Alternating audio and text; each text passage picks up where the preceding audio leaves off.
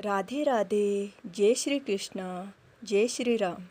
भाद्रपद मास की शुक्ल पक्ष की चतुर्थी को गलती से भी ऐसा क्या नहीं करना चाहिए, वहीं आज इस कथा के माध्यम से जानेंगे।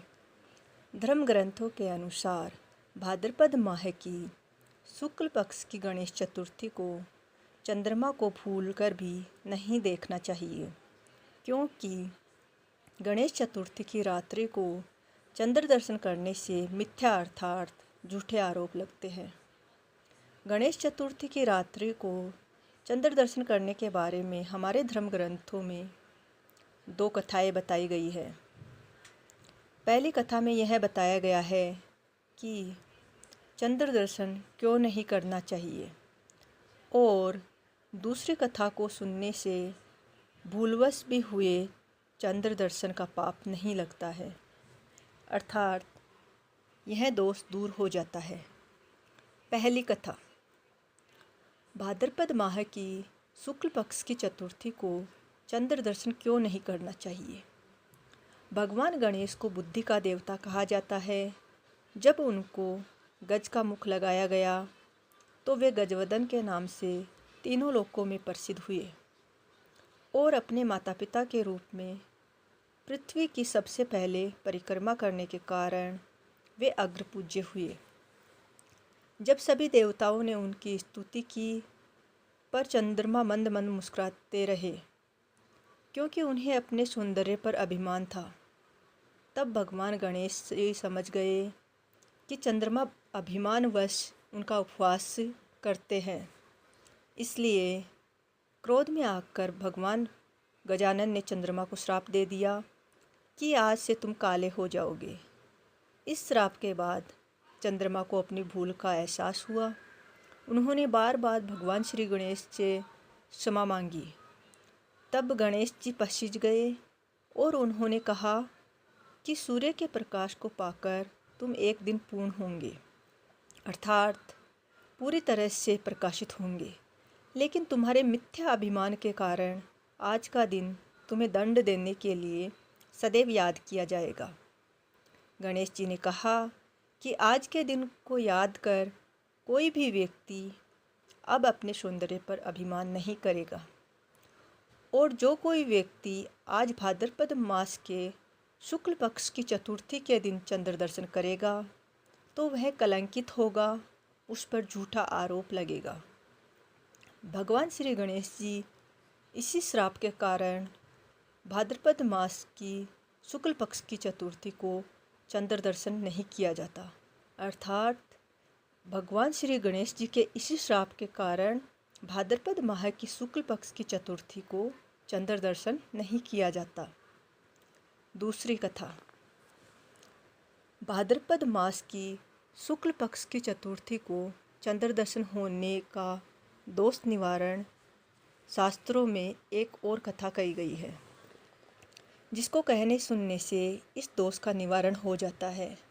सत्राजित नाम के एक यदुवंशी ने सूर्य भगवान को तप से प्रसन्न कर शेमंतक नाम की दिव्य मणि प्राप्त की थी। वह मणि प्रतिदिन स्वर्ण प्रदान करती थी। वह मणि बहुत ही दिव्य थी। उस मणि के प्रभाव से उस राज्य में रोग, चोरी, पाप, अग्नि, अकाल, अतिवृष्टि आदि का भय नहीं रहता था। एक दिन सत्राजित राजा उग्रसेन के दरबार में गया। वहाँ पर भगवान श्री कृष्ण भी उपस्थित थे। उन्होंने सोचा कि यदि यह मणि अगर राजा उग्रसेन के पास होती तो कितना अच्छा होता। यह बात किसी तरह सत्राजित को मालूम पड़ गई, इसलिए उसने यह मणि अपने भाई परसेन को दे दी। एक दिन जब सत्राजित का भाई परसेन जंगल गया तो वहाँ पर सिंह ने उसे मार डाला। जब परसेन वापस नहीं लौटा तो लोगों को यह आशंका हुई कि चूंकि श्री कृष्ण जी उस मणि को चाहते थे, शायद इसीलिए उन्होंने परसेन को मारकर वह मणि ले ली होगी। लेकिन वह मणि सिंह के मुंह में ही रह गई थी। फिर जामवन ने शेर को मारकर वह मणि ले ली। उधर जब भगवान श्री कृष्ण को यह मालूम पड़ा कि उस मणि को चुराने का मिथ्या आरोप उन पर उस मणि को चुराने का मिथ्या आरोप लग गया है। तो वे सच्चाई का पता लगाने जंगल में चले गए। ढूंढते ढूंढते वे जामवन की गुफा तक पहुँचे और वहाँ पर जामवन से मणि लेने के लिए उन्होंने उसके साथ 21 दिनों तक घोर संग्राम किया।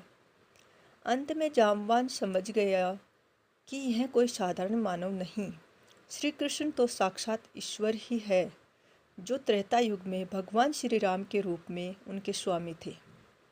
इस ज्ञान को प्राप्त करने के बाद जामवान ने तब खुशी खुशी वह मणि भगवान श्री कृष्ण को दे दी तथा अपनी पुत्री जामवंती का विवाह भी उनसे करवा दिया। वह मणि लेकर भगवान श्री कृष्ण ने पुनः सत्राजित को लौटा दी। सत्राजित मणि पाकर और सच्चाई जानकर बहुत प्रसन्न हुए और उन्होंने भी खुश होकर अपनी पुत्री सत्यभामा का विवाह प्रभु श्री कृष्ण के साथ कर दिया।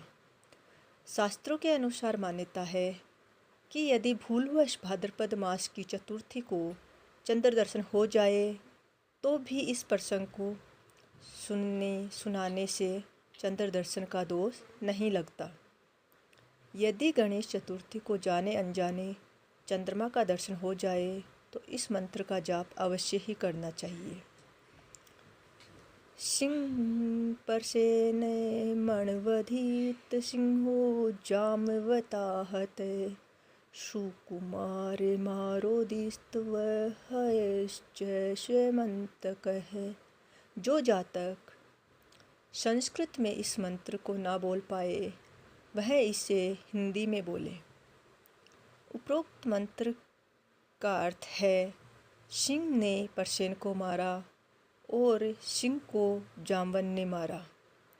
हे सुकुमार बालक, तू मत रो, यह श्वेमंतक मणि तेरी ही है।